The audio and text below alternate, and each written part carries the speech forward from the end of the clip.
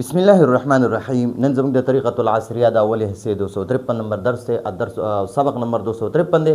الدرس الثامن والستون او اتش پیتم نمبر درس ته 68 نمبر. په دې درس کې د نمخ کې مونږه دوه درسونه پکې ویلي دي. اول درس کې پکې د الفاظ معنی ویلي وي، په دویم درس کې پکې د پوره خاندان نقشه جوړه کړې و. په نن درس کې به مونږ د پوره خاندان پوره تفصیل وایو.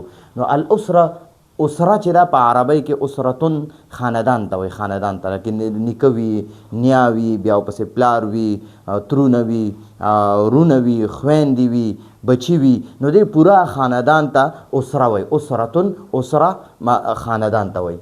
نو اوس دلته کې دا ټولې خبرې د خالد نه تاویږي را تاویږي چې د خالد یو نیک هلک دی، د خالد یو ورور او یو خور ده، د خالد د ورور نوم محمود دی، د خور نوم فاطمه دی. داسې په ترتیب سره بیا ورسره د پلار نوم، د مور نوم، د پلار د رونو نومونه، د مور د رونو نومونه، د خویندو نومونه، دا پوره تفصیل ویلی دی.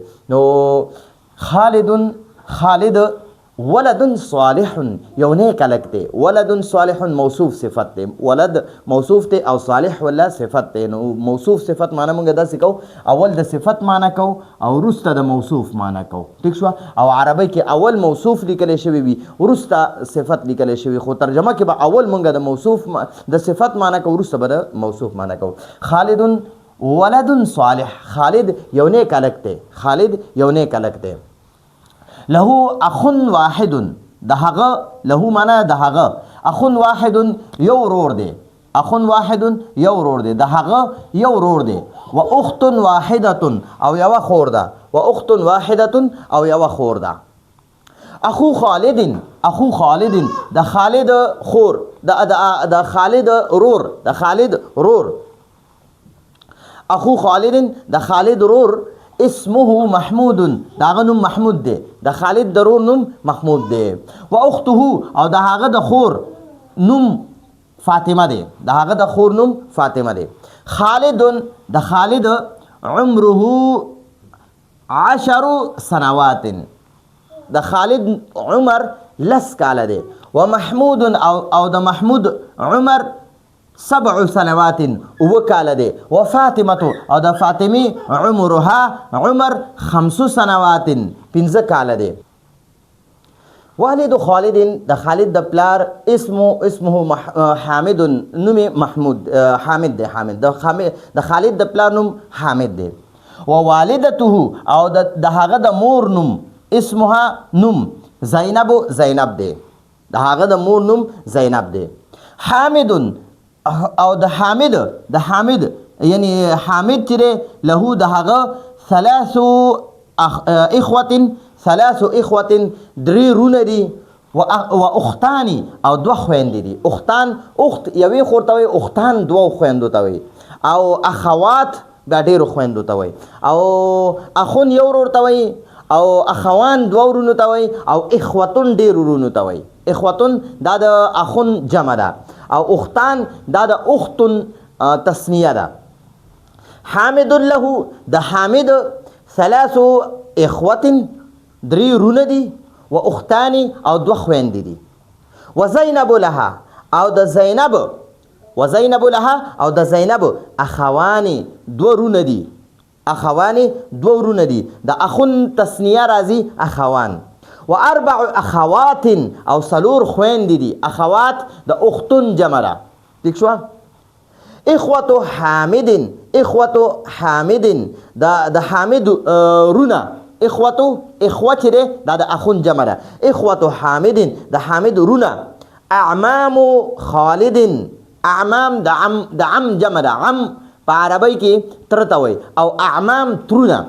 نو اخوة حامد د حامد رونه، اعمام خالد د خالد ترونه دي. د حامد رونه د خالد ترونه دي. و اخواته او د هغه و اخواته اخوات. و اخواته او د هغه خویندې، یعنی د حامد خویندې، د هغه خویندې. عمات خالد، عمتون چې ده که نه عمه، دا د عمه ترور ته وایي. ترور د پلار خور ته عمه وایي، عمه.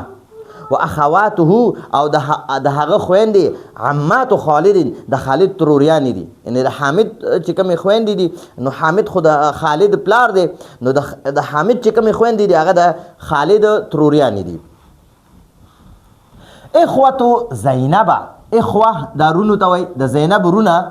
اخوال خالد، اخوال د خال جمع ده، خال چې دی کنه خال دا ماما ته وایي، خالون معنی ده ماما، ماما ته خال وایي، خال ٹھیک شو. او اخوال بیا د دې جمع راځي، ماماګان دي. اخوة زینب د زینب رونه، اخوال خالد د خالد ماماګان دي. و اخواتها او د هغې خويندې خالات خالد د خالد تروریانې دي، خالاګانې دي ٹھیک شو.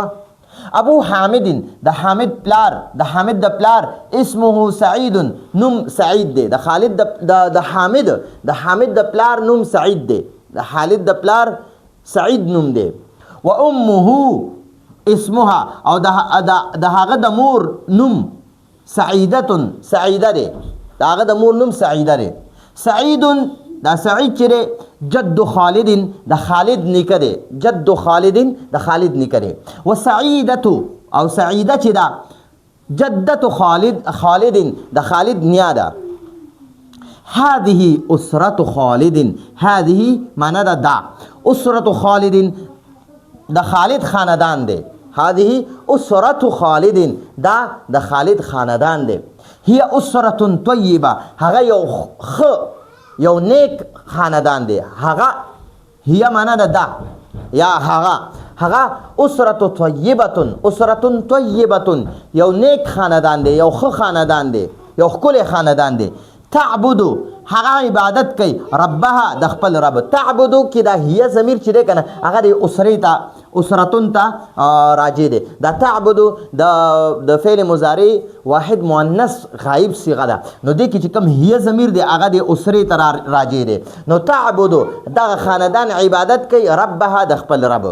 وتعمل او دغه شان دا تعملو کې هي ضمیر هم دغه اسرې ته راجع دی چې دغه خاندان کارونه کوي، الصالحات نیک، یعنی نیک عملونه کوي ٹھیک شو. وتحسن او دې تحسن کوم هي ضمیر هم دغه اسرې ته راجع دی چې او هغې ښه سلوک کوي الی الناس خلکو سره. وتحسن او دغه خاندان ښه سلوک کوي، ښه برتاو کوي، ښه تعلق ساتي الی الناس خلکو سره ٹھیک شو. نو امید دی په دې باندې به تاسو پوه شوي دا د خالد د پوره خاندان پوره تفصیلا بیان کو. دې نه مخکې نقشه وه او هغه نقشه کې پوره د خالد خاندان بیان کړی او اوس په دغه د نن درس کې د خالد د پوره خاندان نومونه، عمرونه او څو ماماګان دي، څو ترونه دي، څو تروریانې دي، څونه د مور طرف نه تروریانې دي، د پلار طرف نه تروریانې دي، هغه پوره تفصیل بیان شو. نو دا زموږ د نن ورځې درس و. راتلونکي درس په اجازه غواړو. هذا هو المرام والله اعلم بحقیقة الكلام.